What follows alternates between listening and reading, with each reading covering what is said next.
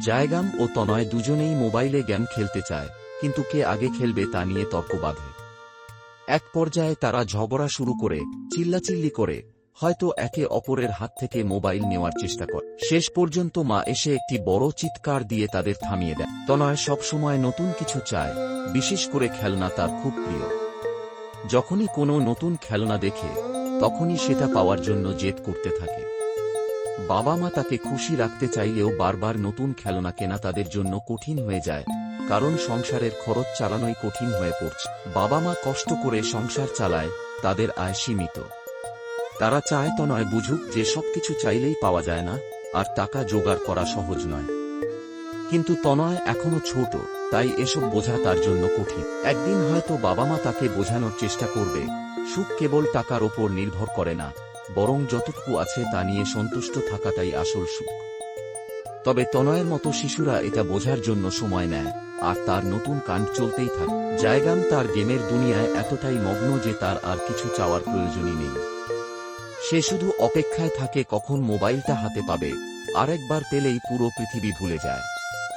খাবার, ঘুম, পড়াশোনা সবকিছু যেন গেমের তুলনায় তুচ্ছ।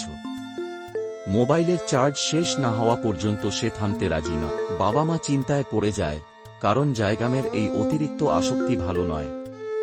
তনয় নতুন খেলনা চাইতে ব্যস্ত, আর জায়গাম শুধু মোবাইলের জন্য উন্মুখ। এই দুই ভাইয়ের দুই রকম সমস্যা। একদিন হয়তো মা বাবা কঠোর সিদ্ধান্ত নেবে, মোবাইলের সময় বেঁধে দেবে, কিংবা অন্য কোনো উপায় খুঁজবে যাতে জায়গাম ভার্চুয়াল দুনিয়া থেকে বাস্তবে ফিরে আসে। কিন্তু জায়গামের পক্ষে কি তা মেনে নেওয়া সম্ভব? নাকি নতুন কোনো কাণ্ড শুরু হবে? তনয়ের স্বপ্ন পরিষ্কার, সে বড় হয়ে ডাক্তার হতে চায়। পড়াশোনাও সে মনোযোগ দিয়ে চালিয়ে যাচ্ছে। অন্যদিকে জায়গাম এখনো নিজের ভবিষ্যৎ নিয়ে সিদ্ধান্ত নিতে পারেনি। সে হয়তো গেমের প্রতি আসক্ত বলে এসব চিন্তায় তেমন গুরুত্ব দেয় না। তবে বাবা চান জায়গাম বড় হয়ে ভালো কিছু করুক, তাই সুযোগ পেলে তাকে দেশের বাইরে পাঠানোর কথা ভাবছেন।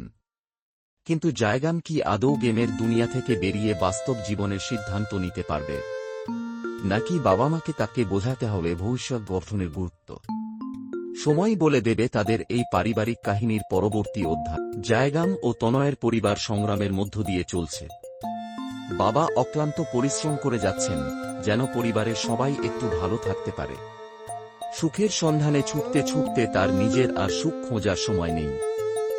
মাও দিনরাত পরিশ্রম করছেন, ছেলেদের মানুষ করার জন্য, সংসার টিকিয়ে রাখার জন্য। কিন্তু টাকার অভাবে তারা অনেক কিছু থেকেই বঞ্চিত হচ্ছে। হয়তো তনয়ের নতুন খেলনার চাহিদা মেটানো সম্ভব হয় না, কিংবা জায়গামের পড়াশোনার জন্য আরও ভালো সুযোগ দেওয়া কঠিন হয়ে পড়ে। তবুও বাবা মা কখনো হাল ছাড়েন না, তারা দিনরাত পরিশ্রম করে যাচ্ছেন, শুধু পরিবারের মুখে হাসি ফোটানোর জন্য। এই সংগ্রামের মাঝে জায়গাম ও তনয় কি বুঝতে পারবে বাবা মায়ের ত্যাগের মূল্য? একদিন তারা কি পারবে বাবা মায়ের স্বপ্ন পূরণ করতে? সময়ই এর উত্তর দেবে।